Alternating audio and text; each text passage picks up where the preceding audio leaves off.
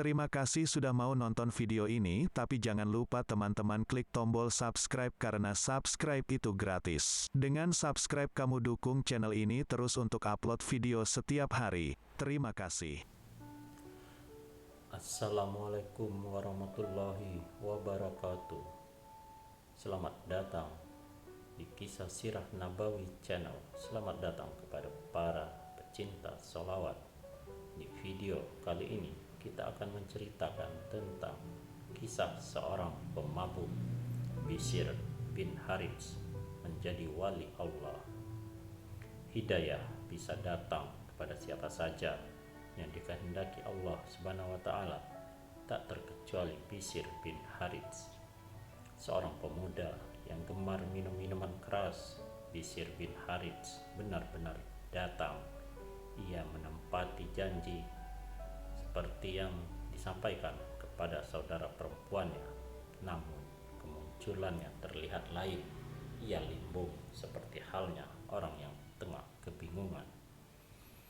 Belum lagi duduk atau berkata sepatah kata pun untuk berbasa-basi, Bishr malah melenggang meninggalkan ruang tamu. "Saya akan naik ke atas," begitu kata Bishr tanpa basa-basi, membuat saudara perempuannya heran. Keheranan saudara perempuan Bishr kian bertambah. Pasalnya, setelah melewati beberapa anak tangga menuju ke loteng, Bishr berhenti. Ia terdiam di sana sampai saat subuh tiba. "Mengapa sepanjang malam tadi engkau hanya berdiri di tangga itu?" tanya saudara perempuan Bishr sesaat setelah Bishr selesai melaksanakan sholat subuh. "Ketika saya baru naik, tiba-tiba muncul pemikiran dalam otakku. Di Baghdad ini banyak orang yang memiliki nama Bishr. Ada yang Yahudi, Kristen, Majusi. Aku sendiri seorang Muslim yang bernama Bishr. Saat ini aku mendapat kebahagiaan yang besar. Aku bertanya dalam diriku, apakah yang telah aku lakukan ini sehingga mendapat kebahagiaan sedemikian besar? Dan apa pula yang selama ini mereka kerjakan sehingga tidak mendapat kebahagiaan seperti yang kudapat? Itulah yang membuatku berdiri di tangga itu sepanjang malam tadi," kata Bishr kepada saudara perempuannya. Tingkah aneh yang dilakukan Bishr tidak itu saja. Orang-orang yang mengenalnya mengetahui hampir separuh hidup Bishr dijalani dengan penuh keanehan. Suatu ketika, cuaca sangat dingin. Orang-orang yang tidak kuat dengan cuaca itu merangkap bajunya beberapa lembar, tapi Bishr malah melepas bajunya yang dipakai hingga menggigil kedinginan. Mengapa engkau melepas bajumu, wahai Abu Nasr? Bukankah engkau menggigil kedinginan? Lihatlah orang-orang itu. Mereka mengenakan baju berlapis-lapis," kata salah seorang sahabat yang merasa aneh dengan tingkah Bishr. "Aku teringat pada orang-orang miskin, betapa menderitanya mereka saat ini, sementara aku tidak punya uang untuk membantu mereka. Karena itu, aku turut merasakan penderitaan seperti yang mereka rasakan saat ini," kata Bishr. Sahabatnya tidak bisa berkata-kata. Di waktu yang lain, Bishr berjanji tidak mengunjungi Ma'ruf, salah satu sahabatnya. Mendapati janji tersebut, Ma'ruf dibuat girang. Dengan sabar, Ma'ruf menunggu kedatangan Bishr. Hingga waktu zuhur tiba, Bishr belum juga tiba hingga usai sholat asar. Bahkan setelah menunaikan sholat isya pun Bishr belum juga tiba. Ma'ruf tetap bersabar menunggu kedatangan Bishr. Ia yakin Bishr tidak mungkin mengkhianati janjinya. Harapan dan kesabaran Ma'ruf tidak sia-sia. Ketika malam semakin larut, ia melihat Bishr dari kejauhan. Tangannya mengapit sebuah sajadah. Saat sampai di sungai Tigris, Bishr menyeberang sungai itu dengan cara berjalan di atas air. Hal sama dilakukannya ketika hendak pulang saat waktu subuh tiba. Setelah mereka berbincang sepanjang malam, seorang sahabat ma'ruf yang menyaksikan kejadian itu mencoba mengejar Bishr. Kepadanya ia minta didoakan. Setelah mendoakan sahabat ma'ruf sesuai yang dimintanya, Bishr berpesan agar apa yang dilihatnya itu jangan, dan orang itu tetap menjaga rahasia tersebut sepanjang masa hidup Bishr. Di lain kesempatan, Bishr kedatangan sekelompok orang dari Syria. Mereka bermaksud mengajaknya menunaikan ibadah haji ke Mekah. Namun, ajakan itu tidak serta-merta dipenuhinya. Kepada tamunya itu, Bishr mengajukan syarat. Pertama, mereka tidak boleh membawa bekal apapun. Kedua, mereka tidak boleh meminta belas kasihan orang lain dalam perjalanan. Ketiga, jika ada orang yang melihat karena iba dan kasihan kepada mereka, mereka tidak diizinkan menerima pemberian apapun itu. Pergi tanpa perbekalan dan tidak boleh meminta-minta pada dapat kami terima. Tapi apabila orang lain memberikan sesuatu, mengapa tidak boleh menerimanya? Tanya salah seorang dalam rombongan itu. Mendengar kekhawatiran tersebut, Bishr pun menjawab, sebenarnya diri kalian tidak memasrahkan diri kepada Allah, tapi kepada perbekalan yang kalian bawa. Pada saat yang lain, datang seorang lelaki minta nasihat pada Bishr. Lelaki itu memiliki uang sebanyak 5 juta rupiah. Lelaki itu memiliki uang sebanyak 2.000 dirham yang halal dan akan digunakannya untuk melaksanakan haji. Kepada orang itu Bishr malah berkata, apakah engkau hendak bersenang-senang?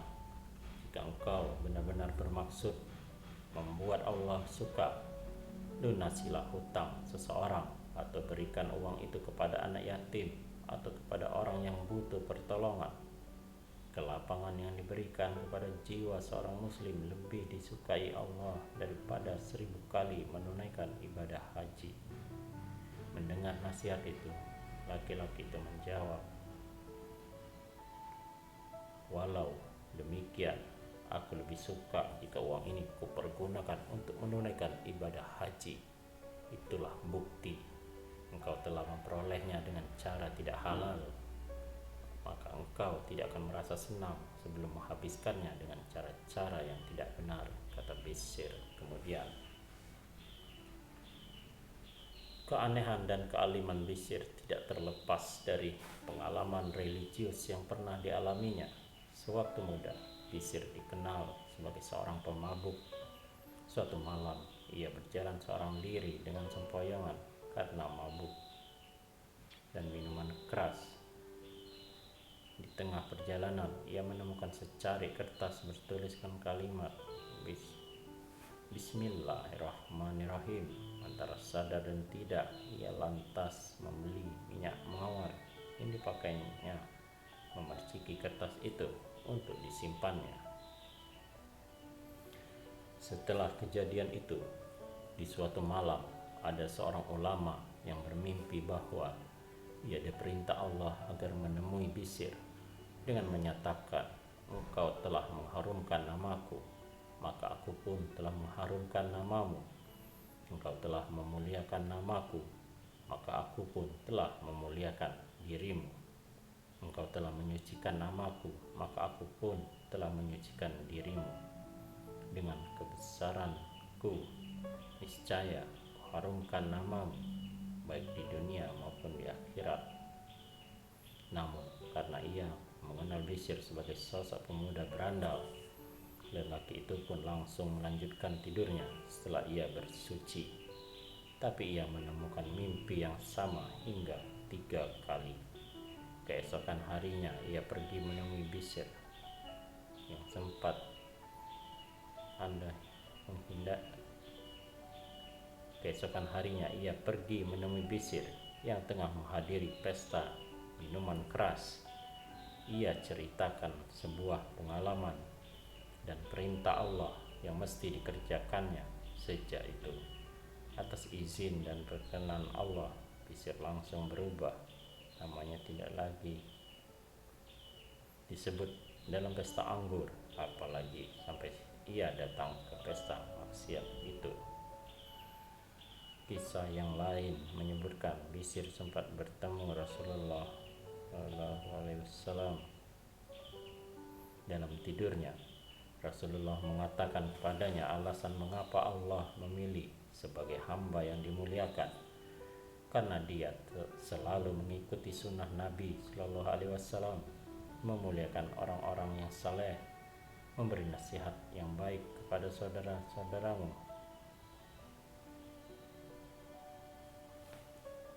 Kisah yang lain menyebutkan Bishr sempat bertemu. Pada kesempatan lain, Bishr sempat meminta nasihat kepada sahabat Ali bin Abi Thalib. Melalui mimpinya, sahabat Ali pun memberinya nasihat belas kasihan orang kaya kepada orang miskin, karena berharap pahala dari Allah adalah perbuatan baik. Tapi lebih baik lagi bila orang-orang miskin itu enggan menerima pemberian orang kaya karena percaya pada kemurahan Allah. Begitulah kisah hidup Abu Nasr Bishr bin Al-Harits Al-Hanafi.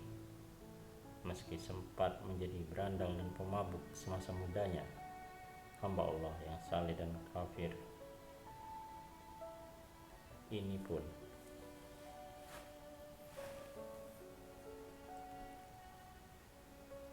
hamba Allah yang saleh yang lahir di kota Mar atau Persia pada tahun 150 Hijriah atau 767 Masehi ini segera berubah setelah hidayah itu diperolehnya.